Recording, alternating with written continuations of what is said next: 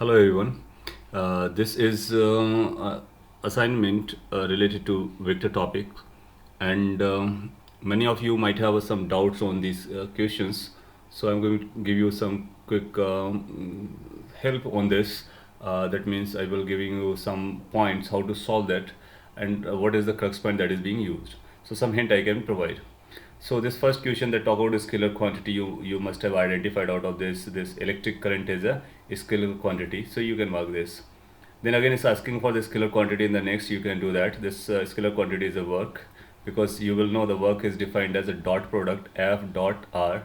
So whenever the dot product is coming, this becomes a scalar quantity, right?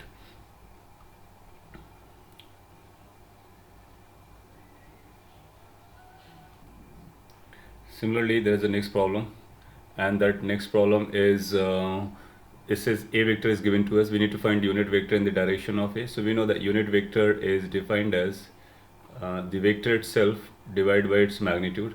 So we will be dividing by its magnitude. Vector is given as I cap minus j cap plus k cap. So we can see where is I cap minus j cap plus k cap. So a1 cannot be the answer. Second cannot also not be the answer, because the magnitude has to be divided by. So what the magnitude is going to be, under root 1 plus 1 plus 1, that's root 3. So you can find this is going to be the answer. Similarly, this question number 4, there was a lecture number 9, I remember. So in that we have talked very similar question, or in fact the same question. So that has been done in the previous video. And this question says fifth, 100 Newton force makes an angle theta with the x-axis and has y component 30, and then what is going to be the x component. So you know, if this is a vector and this is of 100 Newton, and this makes angle theta with the x-axis. So we know we can always make the two perpendicular components, one in the horizontal direction, another in the vertical direction. So vertical component and y component is given as a 30, so that's a 30, and this is the resultant. Let's say this component is x or fx, let's call it as fx. So we know this is going to be resultant. So formula is resultant in the case of 90 degrees is equal to under root fx square plus fy square. Now fy is known to us. In place of r we are going to write as 100, so we can write it as 100. We can square both the side, and fx square that we need to find out, and then fy square, what is fy? That's a 30. So we'll make a square of this 30. Now from here you can solve the value of fx, that will become your answer. Making sense? Now this question number 6 we have dealt in recorded video, so you can see that video. Question number 7 is related to that. So in that video I also gave a hint how to get the acceleration, so you can solve that thing. Question number 8 you can leave for the time being, because it is asking for potential gradient and it will be using partial differentiation. So shortly we are going to understand what the differentiation is, then the partial differentiation, then you will be able to deal it. So for the time being you can skip the question number 8. For question number 9 we can have that hint or something. It says this vector represents a unit vector. We know whenever the vector is a unit vector, that must have a magnitude as 1. So if you get the magnitude of this vector, should come as a 1, and we know how to get the magnitude. Square of the first term, that is 0.4 square plus 0.8 square and plus c square, that should come out to be 1. Now you can solve by squaring both sides, or anyhow whatever you know. From here you can find the value of c, that will become your answer. So that's how you can do the question number 9. As far as the question number this 10 is concerned, we have already talked about in that lecture. So you see the lecture number 9 in vectors, you will find the solution of this. Fine.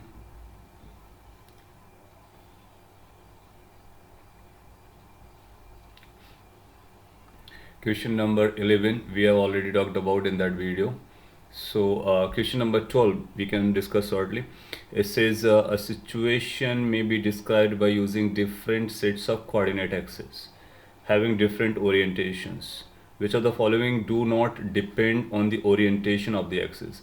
Now generally we draw this as a x-axis, we draw this as a y-axis, right? That's our norm, but that's not a compulsion, right? And later on we can say this is our x-axis and this is going to be y-axis. So that's acceptable.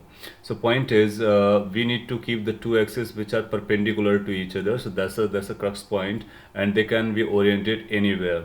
They can be shifted from the location. They can be rotated by any angle. So but rules remain the same. So if the orientations are different, so which quantity does not depend on that orientation. A scalar value. A scalar value does not depend on the orientation. Whatever the magnitude carry, so that carries. Component of a vector. Now you remember when we have this as a vector, so we will having a component along this x direction, along this y direction. However, here that vector will be having a different component because component depends on the axis of this coordinate system. So a component of a vector that depends on the orientation of axis. As far as this a vector is concerned, a vector is independent of the orientation. This f can be drawn over here, so the force this vector can be translated anywhere, so that will not depend on the orientation of axis. Yes, its representation may change, but it will have a same magnitude, same direction. So neither the magnitude of vector nor the vector nor its direction nor a scalar quantity will depend on the orientation of axis. What will depend is the component of a vector. Yes. After all, there is a question number 13 that we can understand over here. In this 13 it says I started walking down a road to a daybreak facing. So whenever a daybreak, that means sun is towards east, so we can say this is the eastward direction. So I start walking in this eastward direction. Then what I am doing is I turn to my left. When I am facing towards east and turning left means I am moving towards north. And then I turn to right once again. So when I turning towards right, that means I'm turning towards this direction. Making sense? And then the question is demanding in which direction was I going then. So you say you are moving in the direction where you started with. That means you are moving towards east direction. So you can answer as the east. Now question number 14, it says a displacement vector r has a magnitude 25 meter and makes an angle 210 with x-axis, then its y component would be. So you say like this is x direction, so we need to draw the directions.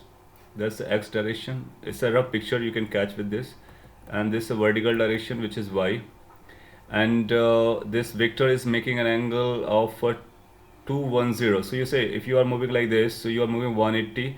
After 180 you need to go a little bit so that it becomes 210. That means after 180 you need to go 30 degree.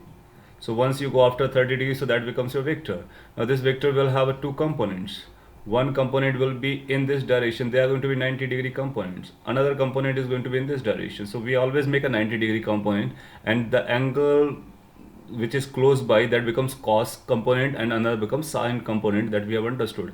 It's a this is angle. Its magnitude is 25, which is r basically. So we can say this horizontal component is going to be r cos 30, and this vertical component is coming as r sine 30. Now r value you know, and which is 25, and sine 30 you know, which is half. So you are going to get as a 25 by 2, which is basically 12.5 meter. So y component came out to be 12.5 meter. So you see there is going to be 12.5 meter, there is going to be another 12.5 meter. So we need to see this y component is basically pointing downward direction, and this is called positive y. So downside is called negative y. So we will say our y component is negative 12.5. So this negative sign will indicate that it is towards downside. Hence fourth will become our answer. Making sense? Now we can move ahead. Next, this question number 15. So this question number 15 we have dealt in that recorded lecture. So you watch from there. So that has been done in the recorded lecture. And question number 16 and 17, they are related to each other. So basically 16 and 17 can be solved by same given situation. So it says there is an equilateral triangle, so we can create an equilateral triangle.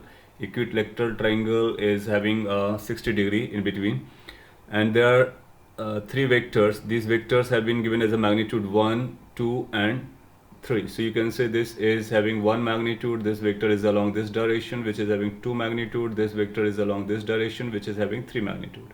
So we need to find the resultant of these things. So we can draw all these 3 vectors as a co-initial. So we can say this is a vector 1 having 1 unit. This another is going to be at 120 degree, another is going to be at 120 degree again, because you know in equilateral triangle the vectors form 120 degree angle. So this is 120 degree, this is 120 degree, and similarly this angle is also 120 degree. Now what we can do now onwards is this, that we can have the components. So we can make the 2 components of this second term, that means second unit. So this is 120, so you'll find this is going to be 30, so you can call it as 60. So 2 component in a vertical and horizontal direction of 2 magnitude. Similarly 2 components of this 3 magnitude, one is going to be horizontal, another is going to be downside, and you can identify the angles. So you will be having all the vectors in direction of x and in direction of y, then find the resultant. And if you are getting like this, then the resultant will be somewhere in between. And once you get the resultant, then you can measure the angle for the 16th part, and you can find the resultant magnitude for the 17th part. I have just given you a hint. You follow this, you will get your answer back. Moreover, when you are getting this x component, y component totally, then you need to say this is 1 in the plus direction, these 2 components are in minus direction. So out of 1 you need to subtract this. That means we will be writing this negative direction vectors as a minus, positive direction vector as a plus, and we will be writing like this. Making sense? Question number 18, it says there are 2 vectors 5 and 10, and out of this vector, which of the following cannot be the resultant vector? So we know if the one is a and another is b, so resultant runs between these 2 numbers. That means it's less than a, it's a greater than a minus b, and it's always less than a plus b, where a and b here is a magnitude. So in this case you'll find the resultant has to be less than equal to 15 and greater than or equal to 10 minus 5, that's 5. So its value must lie between 5 and 15. So its value can never be 2. It can be 5, yes, it can be 7, yes, it can be 8, yes, but it cannot be 2. So this 2 will become our answer, because it's asking for cannot be. So that is question number 18. Now we can see the question number next, which is 19. So what this question number 19 is, it's very similar to this 18. Which of the following pairs of displacement cannot add to give the resultant of displacement as 2 meter? So out of this, in which case we cannot find the 2 meter as our answer. So you say in the first case, the range will be from 0 to 2. So it will be running from 0 to 2. So within this 2 is included. So that means it can deliver 2. This will be running between 2 minus 1, which is 1, 2 plus 1, which is 3. This is also way of representing a range that says it runs between 1 to 3 and including 1 as well as 3. This range is going to be running between 3 minus 1, which is 2, from 2 to 3 plus 1 is 4, so 2 to 4. So you can find in the first case 2 can be achieved, in the second case 2 can be achieved, in the third case 2 can be achieved. So in this case fourth, it should not be including 2, because it's asking for cannot be. So it's going to be 4 minus 1, that means minimum is going to be 3 and maximum is going to be 5. So this can have a values running between 3 to 5, including 3, including 5. So it cannot take 2, so that becomes our answer. Question number 20 we have talked about in the lecture. Question number 21 we have talked about in the lecture. Question number 22nd, it says the magnitude of vector A, B and C are given as 12, 5 and 13 respectively, and this is the relation. That means A vector, which is 12, plus B vector, which is 5, is creating C vector, which is 30. Now you might be surprised why I made it 90 degree, because we know as per the Pythagoras that 12 square plus 5 square is a 13 square. So 13 must be hypotenuse, and this must be 90 degree right angle triangle. So this 12, 5 and 13, they are going to make a right angle triangle. It is, so for us, what is this? So this is for us vector A, this is for us vector B, and this is for us vector C. Now it is asking for angle between A and B. So you say this is going to be in the forward direction, you can bend like this, so that's a 90 degree. So there's going to be option for 90 degree, you can mark. So third option is the correct for this particular question. Now question number 23 and 24, they are also similar questions. So let me give you solution or ideas at least. It says A is equal to B plus C and the magnitudes are this. So A is 5, B and C, they are 3 and 4. Then you can say again going to be right angle triangle. So A vector B, if you place as a, this is let's say B, so that's a 4, C, that's a 3. Then you are going to get this as a hypotenuse 5. So that must be right angle triangle. Here this is representing A, this is representing B, this is C. I hope you can read it. And it is asking about for the angle between A vector and C vector. So this is A, this is C. So you can say if you produce this further and if you produce this angle is going to be the right the angle that we are looking for. Basically this is going to be this angle which is inside, and this is 90 degree. So for us theta that is being asked is this, so that's going to be theta inside. So if I draw that triangle separately and that is more clearly visible, so it's going to be like this. This is theta we are looking for, which is between A vector and C vector. This was your B as a magnitude. This is going to be 90 degree. So you can apply the rules in which we need we know these numbers. So we can say this as there's going to be sine theta and cos theta, both we can apply. So we can apply cos theta. If we are interested in cos theta, so what the cos theta is going to be? Cos theta will be the base, which is C, divided by hypotenuse, which is A. So C by A, C value is given as a 3 by A, which is 5. So from here theta can be said as a cos inverse 3 by 5. If you are getting this kind of option, you can mark it. Or you can apply sine. When you apply sine, so you will get a different number which will not match with this. So since this coincidentally matching, so we will be saying this is our answer. Making sense? So it can also be answered in the terms of sine theta. So if you are writing sine theta, let me write over here. So sine theta will be written as sine theta is going to be B by A, where B is 4, so 4 by 5. So theta can also be answered as sine inverse 4 by 5. We need to check whether this kind of option is available. You find this is not matching and this is matching, so second is the correct answer. Now question number 24, it says two vectors A and B are such that A plus B is equal to C. That means it's going to make a triangle. And also A square plus B square is equal to C square. That means again the same story. So you say there is a A vector, there is a B vector. If A square plus B square has to be C square, then it must be 90 degree at there. Then it is asking between them. Between them means between initial vectors A and B. So you say this is A and there's a B, so theta becomes 90 degree. So you mark as a 90 degree our answer. Question number 25 is again very similar type. So let me say what it is. Three vectors P, Q, R, they are such that the magnitude of P and Q are equal. So let's say this magnitude is equal to A, and so then R magnitude is going to be root 2 times A. Now you know, and moreover it said that P plus Q plus R is equal to 0. That means they are going to be in cyclic order, making a triangle.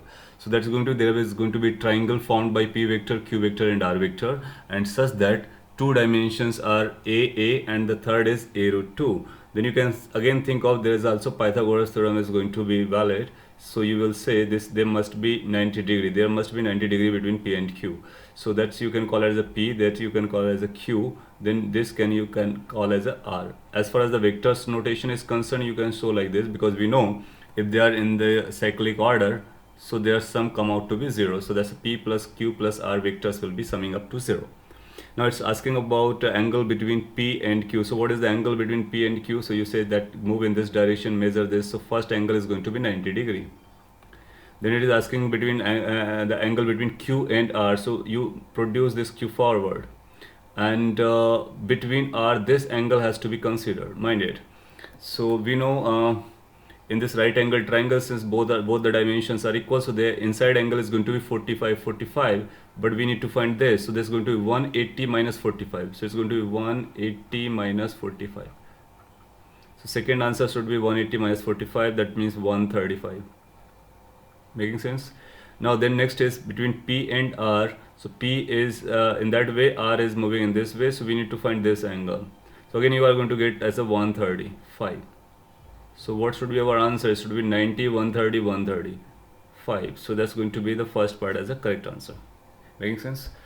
So here the concept that we are using is finding the angle between two vectors, and there is a particular way of measuring it. Since it's a cyclic order, so arrows are playing important role.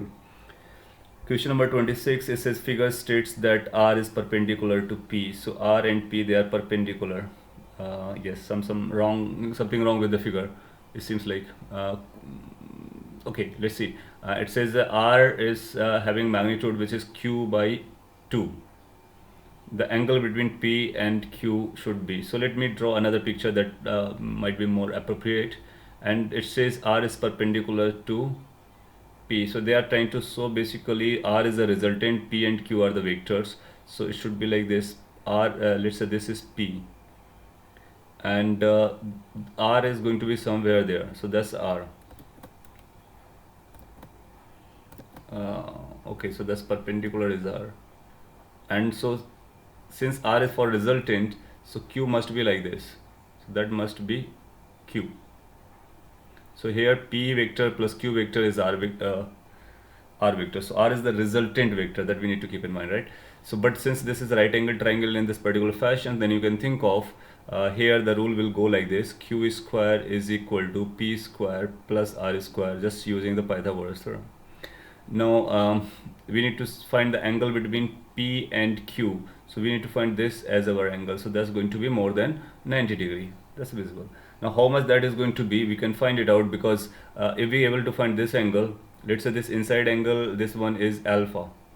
So can we find this alpha? Once we are able to find alpha, theta will be easily calculable. So you can say we need to use this perpendicular and this hypotenuse. So sine theta will work. So sine alpha, here I am using sine alpha. Sine alpha is going to be the perpendicular, which is R magnitude divided by Q magnitude. From here you can say R by Q magnitude is going to be 1 by 2. So sine alpha is 1 by 2. So alpha is a nice number, that is 30 degree. So alpha is 30 degree. So what the theta becomes? Theta must be equal to 180 minus 30. So 180 minus 30 should be the answer. So that will become 150 degree. So that's the fourth. So in question number 26, this figure is misnomer. That's not appropriately designed. So you just forget that, draw this picture, and whatever the figure is, this question is saying, that is sufficient to answer it. So note it down. Let's move toward the question number 27. This question number 27 says two forces of magnitude 10 and 16 Newton respectively acting on a body. Direction is unknown, so theta is a variable. We need to find the resultant force. So from where to where it ranges. So we know that the resultant of these two vectors will be ranging from 10 minus 6 to 10 plus 6. So that is obvious, like from 4 to 16. So somewhere you will get from 4 to 16.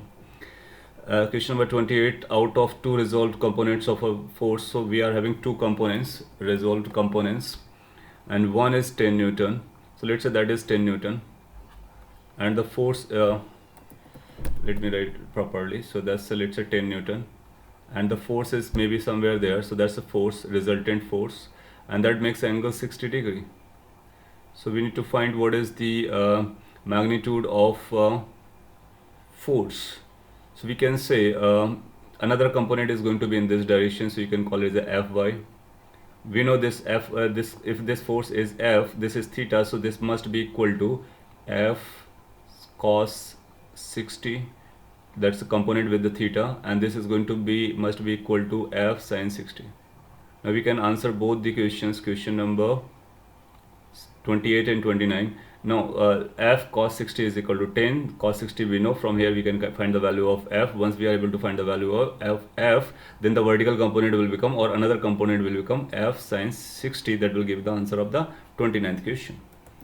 Okay, so just solve it, you will find your answer. So whatever you are getting from this, that's going to be correct answer. Next question is 30.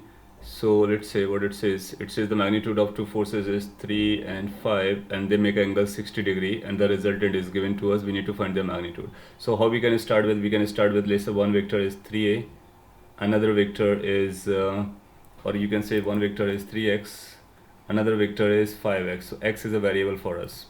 You can call this as a, this is a b, and theta between the two is given as a 60 degree, and resultant is also given to us, that is going to be 35 Newton. So now you can remember the formula of resultant, that r is equal to under root a square plus b square plus 2ab cos theta. Put the value, get the value of x, then put the value of x back to this, you will get the answer back, right? Question number 31 we have done. We have understood the rule as well. If the equal vectors are at same plane and they are making equal angle, then we will find the resultant come out to be 0, right? So that's also an important point that repeats in the examinations. Question number 32, that's purely based on the components of vector. So here there are going to be three vectors a, b, c, and they are in the xy plane, and f, the resultant is of a vector, b vector, c vector, so that has to be vector form.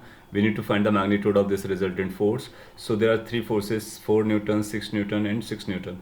So how to solve this? We have understood solving of more than two vectors. Either we can draw the geometry, or we can make the components. Components is going to be easier for us always. So what we can do, we can make the component of 6 Newton force, two components, one in the direction of this, another in the direction of this. So you'll find this is going to be 6 cos 30, and this is going to be 6 sin 30. And after using these values 30 degree, then we can forget this 6 Newton and we can think about only these two components. Making sense? Similarly, we can replace this 6 Newton by two components, one going to be in this direction, so that's going to be in the negative x direction. So we are taking the component, perpendicular component. Another is going to be in the vertically up direction. Now we need to identify the angle. This is 30 and entire is 90, so that must be 60, so rest is going to be 60, this 30, so that angle you are going to get as a 30. So one component here is going to be 6 cos 30, and this will become 6 sin 30. So that means this 6 Newton can also be replaced by two components, which I have shown by this green color. So you can forget this and consider the components. Similarly, the another vector, which is 4 Newton, this 4 Newton can be replaced by two components. This is 45, so one component is going to be in this direction, another component is going to be in this direction. This is going to be 4 sin 45, and this is going to be 4 cos 45. Now after doing this, you can find all the vectors are either in the direction of x or the direction of y. So we can collect the x component together, we can collect the y component together. Now in x component, you will find this component will be as a positive, this will be treated as a positive, but this will be written as a negative. So this plus this minus this, we are going to get as a fx component. And then similarly in the y direction, we will add to get the fy. So this will be positive, this will be positive, whereas this will be treated negative. Once we got these two components, then you can say the final vector is going to be somewhere, the final vector is going to be somewhere there, and that will be given by under root fx square plus fy square, right? In this question 32, you will be getting a different answer, which may not be available in this 1 to 4 because somebody solved recently. So forget about that. What you need to do is this. So from here, whatever this f value is going to be, which is coming after squaring of fx plus fy and taking under root, that will become your final answer for 32. Question number this 33. This says what displacement must be added with this value so that this is the answer in the x direction. So what we need to do, let's say we are adding this r vector. So this r vector is being added with this 25 I cap minus 6 j cap. This must deliver the answer as 7 unit in I cap, that is x direction. Now what you need to do, you need to simply transfer this side and place a minus, simplify, you will get your answer. Question number 34, it says a vector, this is a, this is b, they represent the two sides of a triangle. Find the third side. So what we can do, we know this is, we can find the magnitude of a, we can find the magnitude of b, so that's one side, this is another side of a triangle. We can also find the angle between these two using the cos theta format. So cos theta is going to be something like a dot b divided by magnitude of a, magnitude of b. So once we find the cos theta in a triangle and two sides, then we can use the cosine rule. you might be knowing in trigonometry. What is the cosine rule? Let me jot down over here. So let's say this is A side, this is B side, and this angle is theta. And let's say this is C that we need to find. So cos rule says, I'm writing over here, I hope you can read it. So it's going to be cos theta, that's called cosine rule. It says A square plus B square minus C square divided by twice A into B. So that's an important formula of trigonometry. If you don't know, you can copy. So no matter what type of triangle is, you can always apply this. So if you know the two sides and the angle between these two sides, so that angle cosine goes like A square plus B square minus C square the another dimension, divided by twice AB. Now you got A, you got B, you got cos theta. From here you can solve for C will become your answer. Making sense? So this is how 34th can be handled. Question number 35. In the above question, the area of a triangle, whenever the two vectors are given to us, so how we can get the area? Area of a triangle is given by half A cross B. So we can go for the cross product of AB and we can find the magnitude divided by 2. You will get in the area of triangle formed by these two vectors. Question number 36.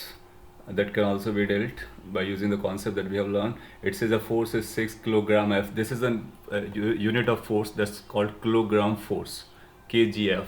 So 6 kgf, another is 8 kgf, and they can produce the effect of single force. So what can be the resultant of 6 and 8? So we know that's the range we need to find out. So this range is going to be 8 minus 6, which is 2, 8 plus 6, that is 14. So you can search which is the correct answer that is matching within that range.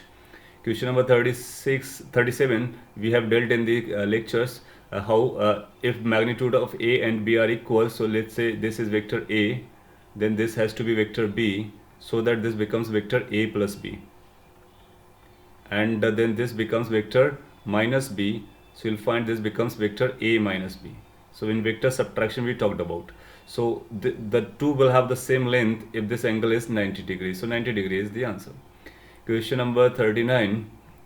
Before 39, this is 38. It says two forces of magnitude. This is A, this is B. You can call our F1, F2, acting at a point. Resultant is given to us. We need to find the angle.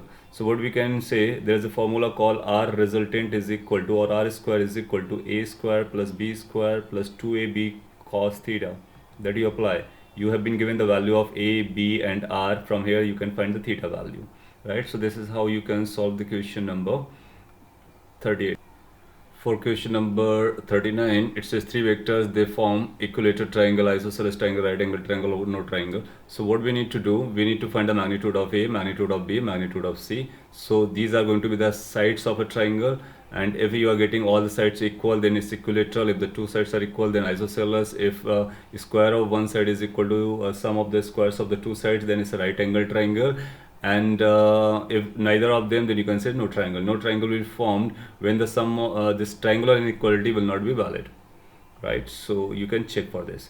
Question number 40 we have dealt in that lecture, so you just see that lecture number 9.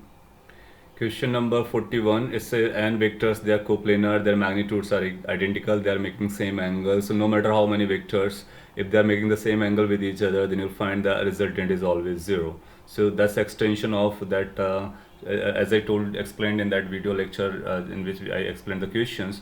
So if there are two forces at 180 degree each other and having same magnitude, they are 0. Three vectors having 120 and having same magnitude is 0. Similarly for 4, or this is true for n numbers. So 41 is basically saying a general expression for n number of coplanar forces having same magnitude and making same angle with two adjacent vectors. For question number 42, you can use the formula resultant square is equal to A square plus B square plus 2AB cos theta. In place of A, you write x plus y. In place of B, you can write x minus y. In place of resultant, you can write under root x square plus y square. From here, find the cos theta and search which is the right option. Question number 43. It says two vectors having 120 degrees. C is the resultant. We know the resultant is always greater than or equal to difference of magnitude of A and B. So it's asking that must be equal, must be less, must be greater, and all that. So we say that equal is only for that case in which the angle is 180. So if the angle is 180, then C, that's resultant, is equal to A minus B. Otherwise resultant is always greater than magnitude of A minus B. So we will answer as a C option, which says C must be, that's the resultant must be greater than A minus B. Question number 44 we have already talked about. Question number 44 we have already talked about in that recorded lecture, lecture number 9. And question number 45 says, what is the resultant of three coplanar forces, this. So we can draw them and we can find the resultant of all of them. So let me show how we can do so. So for that thing, question number 445, you say 300 is at 0 degree. So let's say that's a 300 in the x direction, and 400 is at 30 degree. So that's a 400, and make this angle as a 30 degree. So we can make the two components of 400 along x and along y. And then there's another 400 at 150 degree. So from another is at 150 somewhere here, and that's 400 Newton. So these are all are the forces. Since it's going to be 150 from there, so that must be 30. Now you can make the two component of this 400, then add them up. So similar type of question we have done. In the above question, the resultant force, then once you would find the resultant force after finding this and this, so let's say that comes out to be resultant force, then you can find what the direction it's going to make. Question number 47, two forces, this at 0, this at 60 degree, acting on a body, single force that balance the two. Again you can use the same concept, that's the resultant of two vectors. One is there, another is making 60 degree with that. So that can be easily solved. Question number 48 is again asking about the direction. So you just find the direction of this 47 question that you have dealt with. Question number this 49, this we can discuss. It says three vectors, we need to find the sum of these three vectors. That means again we need to find the addition of three vectors. So one vector is this, another is OA, OB, OC, and radius is R. So first has a magnitude R, second has a magnitude R, third has a magnitude R. Now let's sum the first, second, and then we can sum this third. We can do this summation in a different way. We can write OA as Ri cap, so that can be another way of writing. OA is Ri cap, OB is going to be Rj cap, OC will have a two component, one along the R and I cap, another along the J cap. So this R have a cos 45, sin 45. By the way, they are same, so it will be R by root 2 in I cap direction and R by root 2 in J cap direction. So what you can do now, you can sum this with the three vectors OA, OB, OC in terms of I cap, J cap, K cap, then find the resultant of this, that will become your answer. Making sense? So this is how you can do this. Also what you can say, this R and this R going to be add up in this direction, that will become R root 2, and this R root 2 and R, they are adding up together, so it becomes R plus R root 2, that this can be answered directly. So both are the correct ways. Question number 50, it says A cross B magnitude is equal to magnitude of A dot B. So if we place the definition, so this is going to be AB. Let's write capital letters. AB sin theta is equal to AB cos theta. Once you write definition, you'll find A and B, they are non-zero, so they can be cancelled out. So it will simply give us sin theta is equal to cos theta. So for what theta this happens, you can answer that. Okay.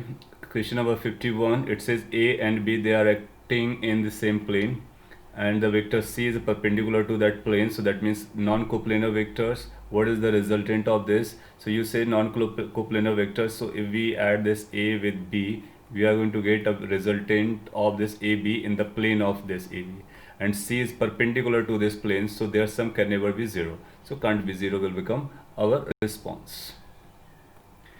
Question number 52, again very similar to this. You just follow the question, put the definition of cross product and dot product, then you will get answer. Question number 53 is directly based on the formula angle between the two vector cos theta is equal to A dot B divided by A and B magnitude. Question number 54, it says A and B are two perpendicular vectors. What will be the value of A? Then you know A dot B must be 0. Go for the dot product, place it to be 0, you'll get your answer.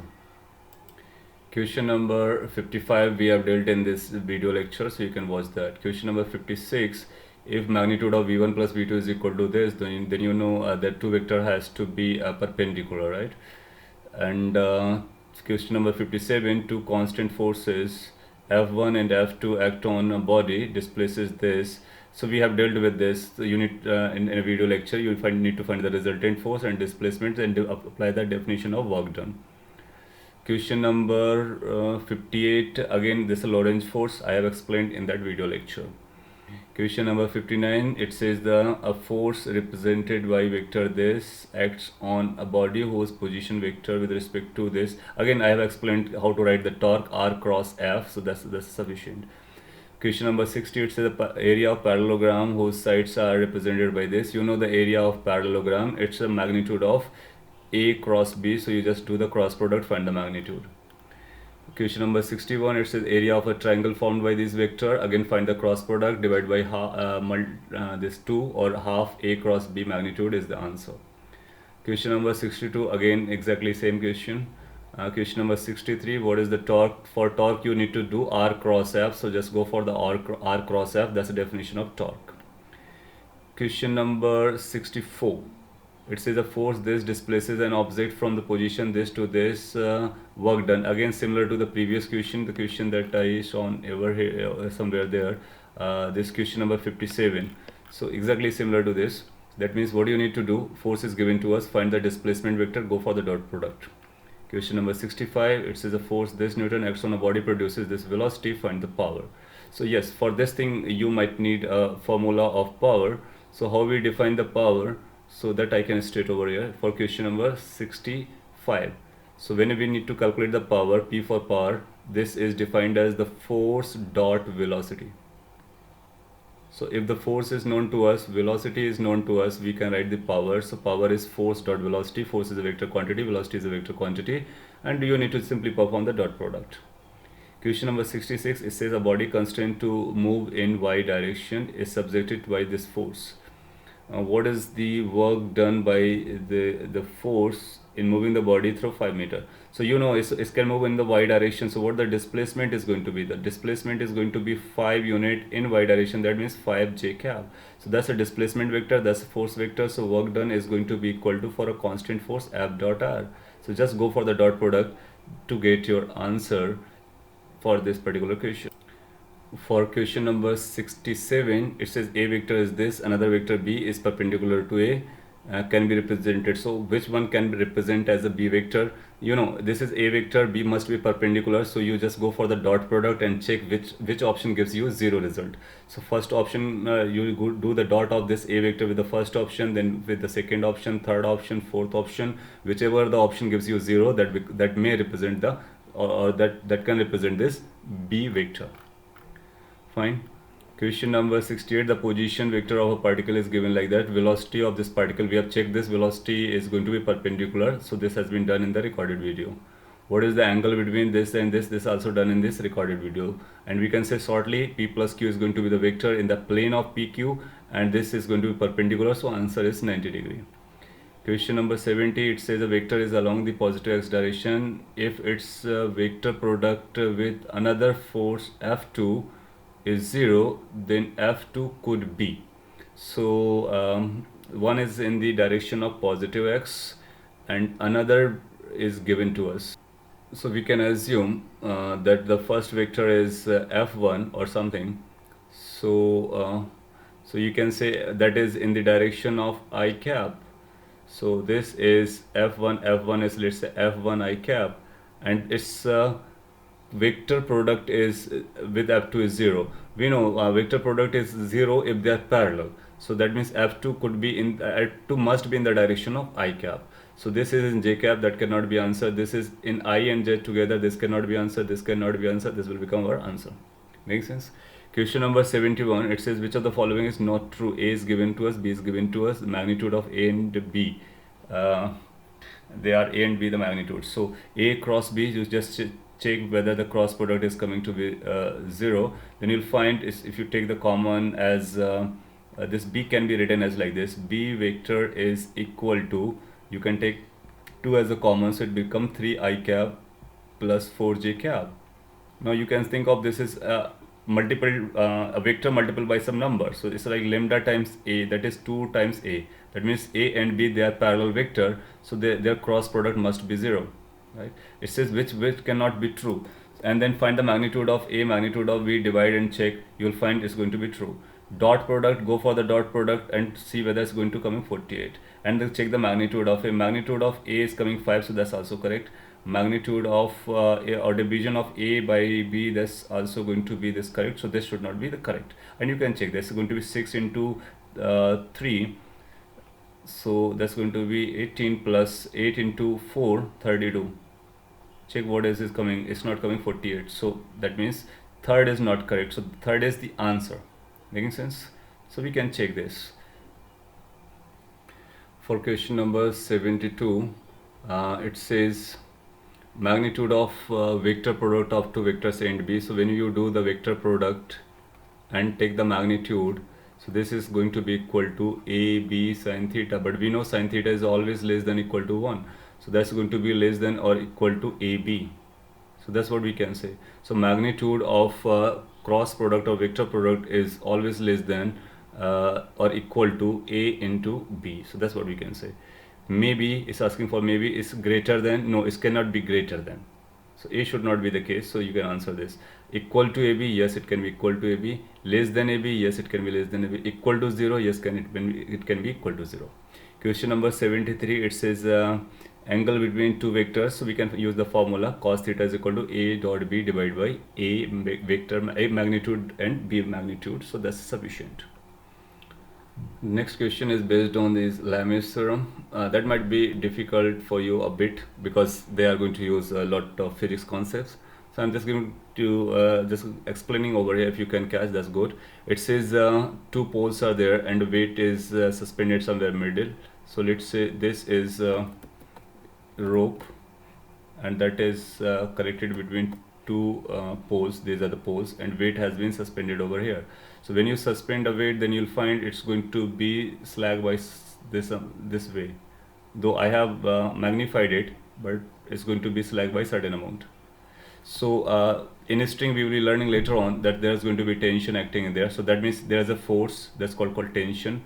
There's going to be another force in this direction that's called tension, and there's going to be another force called weight downside. So basically these three forces will be balancing each other. Now if these three forces are balancing each other, that means one force is in this direction, another force is in this direction symmetrically, and another is in this direction. Now what the angle it makes simply 1 degree. So that's a T force, this is a T force, that's a W.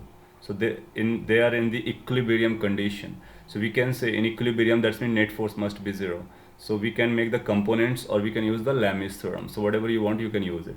So I'm using here the components, the two components of T, this T and this T, they will have a component in the upward direction. So upward direction total component will come 2T sine 1 degree, sine 1 degree.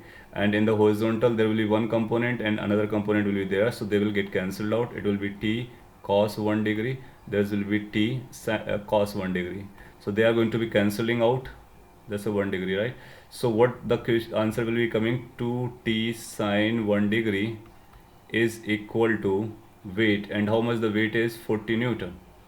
40 Newton. So what the T sine I is going to be, we can say T sine I is basically 1. It's not I, it's rather 1 degree. So T sine 1 degree is going to be equal to 20. So we can answer from here what the value is going to be. It's going to be sine 1 degree. Sine 1 degree is a very, very small number. It's going to be very, very small number. So this is going to be very large number. So even if you carry this 2T, so this is going to be more than, that's going to be less than half even, right? So that means T must be more. So that means T is going to be greater than 40 degrees. So that's what you can answer it. Okay. And question number next then, also based on this equilibrium or Lami's theorem. Next question, this is their figure given to us and the forces are balanced. The tension in the string is, so again string carries a tension. So at this point we need to draw the forces. We say this string will have a tension, let's call T of one string, or this is going to be have another tension, you can call T of this. There's going to be weight acting. So basically these three forces you can see and they are in equilibrium. You can use the Lami's theorem directly. by finding this angle, by finding this angle, and by finding this angle. So you say the ratios of this force and their corresponding sign values is going to be equal. From there you can find the tension T1 and T2. Making sense? And you can use that, or you can use the components of these vectors, sum them up to say 0 as your answer. So I hope you can do that. Now there comes exercise 2. In this exercise 2, most of the questions are from the examinations, previous year examinations, and like this first question is a very important question that has come in the examination. So, well, it says a particle is moving with 5 velocity in the eastward direction, then it turns towards north, moving with 5. What is the change? So final minus initial. Since it's a change, if it's asking for the change, so we can say final minus initial. Here it's asking about the average acceleration. You will be defining average acceleration as change in velocity upon change in time. Right? Now for change final, this is final minus initial. Whenever we do the final minus initial, so initial has to be changed its direction, so that direction has to be changed. So this has to be resultant direction. So direction is important for us. So it's going to be north, and it's going to be towards this west. So northwest should be the answer. You'll find this is going to be northwest as answer. Making sense? It's not going to be 0. So here vector subtraction is very, very important. Similar type question we took for change in velocity in lecture. Question number second says a vector f is given to us. What will be the second vector perpendicular to this? What do you need to do? You just go for the dot product, check in which case the dot product is 0. So that will become your correct answer. Question number 3, it says a seconds hand length of watch is given to us as a 1 centimeter. Change in velocity of the tip. You know, if I draw this clock, it looks like this, and in this 15 second, that means initially the hand will be like this. After 15 second, it will become like this. So how the velocities will be changing? This tip point first will be moving like this, that's the initial velocity, then it will be moving like this, that's the final velocity. All the time its velocity will remain the same. So let's say that's a v, that's a v.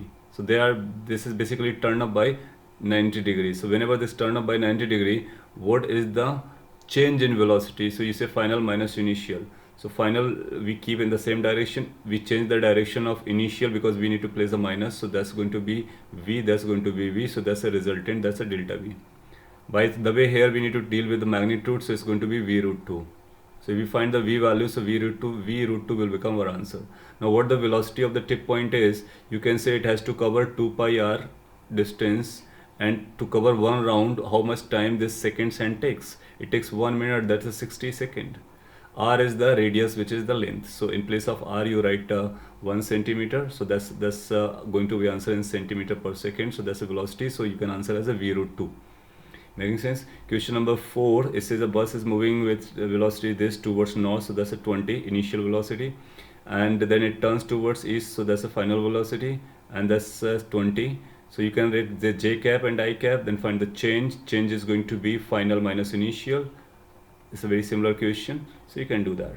Question number 5, that's also a good one. It says a man moves 30 meter along north, so you say this is moving along north 30. Or you can do this, that you can write this in terms of vectors. So that's a 30 in j cap. So first displacement is 30 j cap, and then another displacement is 20 east, so plus 20 in east. East you can call as I cap. You remember this east and north, so that's east, that's I cap. We can think of north j cap for the time being. And another 30 root 2 is southeast. So you know this is going to be southeast, that's 45 degree. So this is 30 root 2.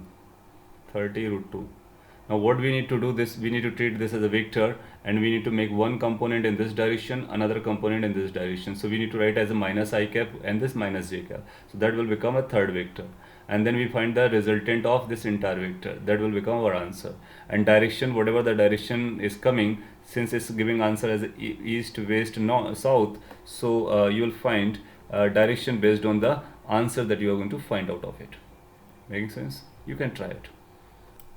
For question number 6, it says 7 kg mass of a body, F1, F2 are acting, acceleration of the body produced.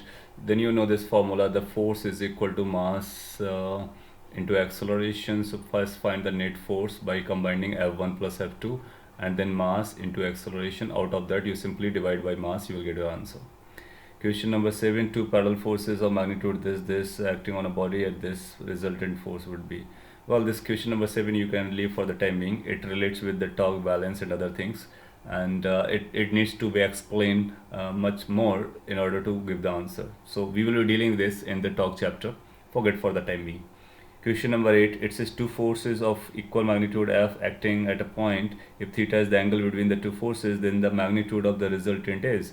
So this also kind of result we can remember when the two equal magnitudes act as a theta. So you say the resultant is going to be written as under root F square plus F square plus 2 times F into cos theta. So that's the formula, but you will find this kind of option is not available. So what you can do, you can simplify it. Out of this you can take F outside, so this 1 plus 1 becomes 2, and this will become plus 2 cos theta. So from here you can take this 2 outside as well, or as a common rather. This is going to be 1 plus cos theta. There is a trigonometric relation you need to remember. You must be remembering this 1 plus cos 2 theta. This is equal to 2 sin square theta. That's a very important formula that we use extensively in physics. Now whenever there is a 2 theta, so there has come out to be theta. So if we place here theta, so that will become theta by 2. That means whenever you get 1 plus cos theta, you can always write it as 2 sin square 2 sin square this is going to be let me check again. So it's like cos 2 theta is defined as cos square theta minus sin square theta. So that's the definition. So we are replacing in terms of sin, so it's going to be 1 minus. Okay, for sin there has to be some correction, there has to be a minus. So this is 1 minus this is equal to 2 sin square theta. So 1 minus this is equal to 2 sin square theta by 2. Anyway, we need to talk about the plus. For plus it comes out to be cos.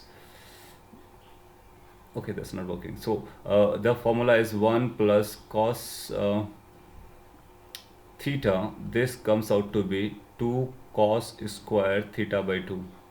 So that's the final adjustment. So when is there is plus, so it's going to coming as a cos. When there is a minus, there's going to be coming as sine. So this can be rewritten as, from here this r we are writing for the question number 8. So r is going to be equal to f in bracket 2 into 2 cos square theta by 2. So that means the resultant can be written as 2f cos theta by 2. So this kind of option you can mark it. So you can remember this as a resultant formula whenever the two forces are identical. So whenever the two forces are identical, then the magnitude is 2f cos theta by 2. That means this 2f cos theta by 2. Okay, so we need to start with this, put the values simplified. What the important point is coming, that's 1 plus cos theta is equal to 2 cos square theta by 2. That's the replacement you need to place there.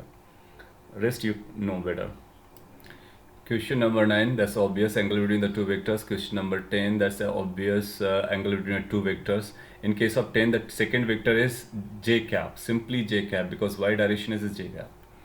Question number 11, two vectors of same magnitude have a resultant equal to either, then the angle, as you might be remembering by now, is a 120 degree. Question number 12, the angle made by the vector this with the x-axis. When we say with the x-axis, that means second vector is I cap. So you just go for the angle between two vectors. Question number 13, vector p and q are perpendicular to each other. So go for the dot product, place it to 0, you'll get your answer. Question number 14, position of a particle is given like this, momentum is this, the angular momentum is. Now in this case, there is a term coming angular momentum. So let me say what this angular momentum is, and then you can find the answer. So angular momentum is represented by L vector, and this L vector is basically r cross p. So basically here you need to practice for the cross product. R is given to us, P is given to us. P is called linear momentum or simply momentum. You need to simply do the cross product. So that's the definition of angular momentum. I might have explained somewhere. If not, you can remember this for the time being. For question number 15, there's a unit vector parallel to the resultant of the vector A and B is, so you need to find the unit vector parallel to resultant of this. So what we need to do, first find the resultant, that means a vector plus b vector, and find the unit vector of that. That's going to be the answer. Question number 16, it says initial velocity is this, it is moving with the uniform acceleration this, what is the velocity after that second? So here it is being used in kinematics, and in kinematics there is an equation, we can use that equation. Equation is v vector is equal to u plus at, so a vector into t. Now u vector has been given to us, a is given to us, t is a 10 seconds, so that's a can be multiplied with this 10. 10 is a scalar number, so a scalar can be multiplied with a vector, so 10 will be multiplying, so it's become 4 I cap plus 3 j cap. You simply add it, you will get the v, then you can find the magnitude. Okay, so that will be our answer. Question number 17, it says if two forces F1 F2 mutually perpendicular are applied on this, balancing this, and if F3 is removed, so what is going to be acceleration? So if F3 is removed, so the two forces will be there, F1 plus F2. So answer will be F1 plus F2 must be equal to m into acceleration. So acceleration must be equal to F1 vector plus F2 vector divided by m. But you will find this is nowhere as an answer or option. So this is not an option. So what we can say, since F3 was balancing, that means F3 was equal to F1 plus F2. So this is also given to us. From here we can borrow the value of F1 plus F2, which is basically F3. So this can also be written as F3 vector divided by m. So you can find this is the correct answer. Making sense? Question number 18. It says three vectors A, B, C satisfying the following relations. We need to find A is going to be parallel to which of them. So A dot B is 0. That means A vector is perpendicular to B vector. Of course, A is perpendicular to B vector, so A cannot be parallel to B vector. So that's done. This cannot be the answer. Now this says A is going to be perpendicular to C vector, because the dot product is 0, that means they are perpendicular, so it cannot be parallel to C vector. So that's also cannot be the answer. Moreover, B dot C is not a vector, that's a scalar, so that carry no direction. So that is arbitrary option. Hence this is the only option that you can say, right? Moreover, you say that A is perpendicular to B as well as C, so it will be perpendicular to B and C together, and we know B cross C is a vector which is perpendicular to both B and C, so it's going to be parallel to A. 19 says which of the following is scalar? You can identify electric potential is a scalar quantity because velocity vector, force vector, momentum vector. 20 says F is equal to this, then the work done by the work done on the system is. Now there is work done on the system. When we write F is equal force is force dot displacement, this is work done by the force. When it says on the system, then we need to place a minus sign. So work done on the system is going to be minus of this value. So this is work done by the system, and work done on the system is going to be -1. Let me check if this force, then the work done on the system. Okay. So this force is external force. You need not to do anything. You need to simply find this value, and that's going to be answer. And in work done we will be talking about, there is going to be terminology like on and off, so we will be dealing it later. Here this is external force, work done by the force or work done by on the system. Let's consider the same thing. So you need to simply find this value F dot R, and that will become your answer. Question number 21. Now you can understand because you have gone through all the videos of vector. So it says a torque is tau or T. They are writing T, so we can write T. Torque is defined as R cross F. And now if we talk about this R dot T, so what the R dot T is going to be? R dot T is basically will become R dot R cross F. Now you can remember this scalar triple product, so that's a scalar triple product. In this scalar triple product, the two vectors are identical, so as per the property it becomes 0. So this R dot T must be 0. That means A option cannot be the answer, and this fourth option cannot be the answer. Then we need to check about F dot T. When you go for F dot T, T for tau, so it's going to be F dot tau definition is R cross F. Again you say this is scalar triple product having two vectors same, so this must be 0. So that means an option which contains both 0 is the answer. Making sense? Question number 22 says three forces are shown by this thing. Now you say these forces are making cyclic order, complete loop, closed loop. So their sum must be 0. That means net force acting on the particle is 0. Since the force is 0, as per the Newton's law, there will be no change in the velocity. Hence we can answer this two part. That means velocity will remain unchanged. Question number 23 says A cross B is equal to B cross A. Then what is the angle between A and B? Now you say A cross B is and B cross A, they are in the opposite direction, right? And if they are equal, that means they must be null vectors. If they are null vector, that means A cross B is or B cross A becoming null vector. That means they are parallel to each other. Once they are parallel to each other, so answer will be the angle will be either 0 or 180. So pi is 180 that you can give as your answer. Question number 24 says the angle between vector A and B is theta. Then the value of this product is, you know, this product, this is scalar triple product and two vectors are common, so answer is 0. 0, the first part, right? Question number 25, it says a vector this is perpendicular to the vector this. So you go for the dot product, put it 0, you will find the alpha value. 26 says A and B are such that these magnitudes are equal. So we have done very similar question. Question number 27 we can attempt, we have done already. Question number 28, they are influenced this, P is this, then angle between the force, I have done this in the recorded lecture. So this is how your assignment is completed. I hope that's going to be benefit to you. Thank you for watching. Great time.